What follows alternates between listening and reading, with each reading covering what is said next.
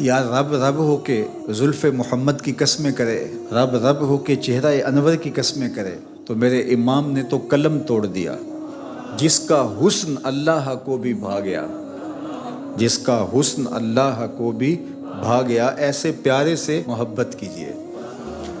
یعنی حسینوں میں حسین ایسے کہ محبوب خدا ٹھہرے، وہ حسن دیا، وہ جمال دیا، وہ خوبصورتیاں دیں کہ انہی کا مقصود ہے۔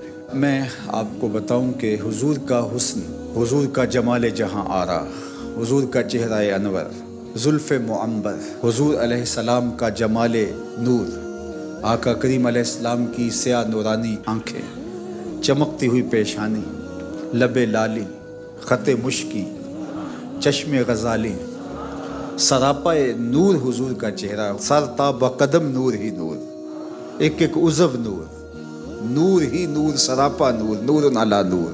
1,44,000 کے قریب صحابہ نے حضور کو دیکھا،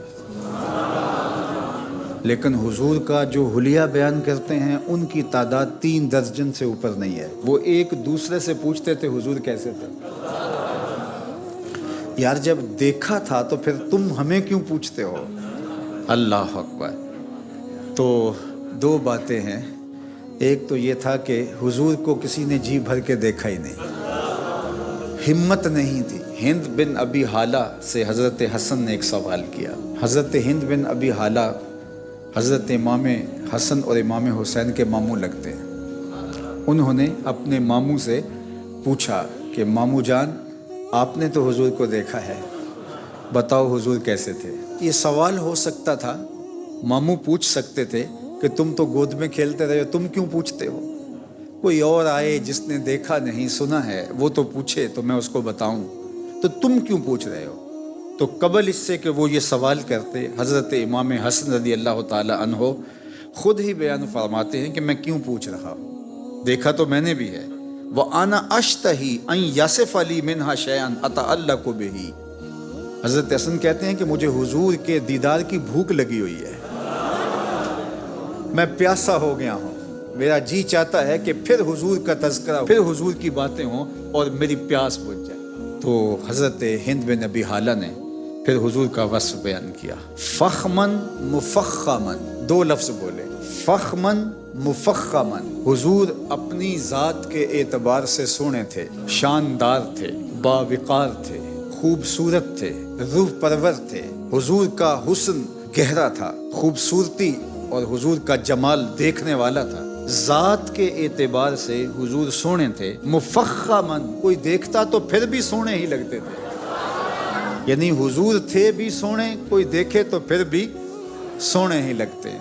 کچھ لوگ ہوتے ہیں کہ وہ خوبصورت تو ہوتے ہیں لیکن دکھنے میں خوبصورت دکھائی نہیں دیتے، اور کچھ لوگ ہوتے ہیں کہ وہ دکھنے میں تو بڑے اچھے لگتے ہیں لیکن کوئی حسن شناس ہو تو وہ کہتا ہے یار تمہیں پیارا لگتا ہے لیکن اس کے نقوش میں مسئلہ ہے، اس کے رنگ میں وہ چمک نہیں ہے۔ تو کچھ لوگ فی نفس سے ہی سونے ہوتے ہیں لیکن دکھائی سونے نہیں دیتے، ہوتے فی نفس سے ہی اچھے ہیں، خوبصورت ہیں۔ اور کچھ لوگ اتنے سونے نہیں ہوتے، تصویر اصل سے بہتر ہوتی ہے لیکن کیا خوب نقشہ کھینچا حضور کا۔ کان رسول اللہ صلی اللہ علیہ وآلہ وسلم فخمن مفخمن، حضور تھے بھی سونے اور دکھائی بھی سونے دیتے تھے۔ اللہ اکبر۔ ام معبد کے 2 لفظ ہیں، ابہ الناس احسنہ من بعید واجملہ من قریب۔ کیا بتاؤں کتنا سونا تھا، دور سے آ رہا تھا سونا لگتا تھا، نیڑے آیا تو اور سونا لگتا۔ اللہ اکبر۔ اور حضرت ابو ہریرہ کہتے ہیں کل قمر لیلۃ البدر، حضور کیسے تھے؟ 14ویں رات کے چمکتے ہوئے چاند کی طرح تھے۔ پھر کہا لم ارا قبلہ ولا بعدہ مثلہ، حضور جیسا نہ پہلے ہوا نہ بعد میں ہوا۔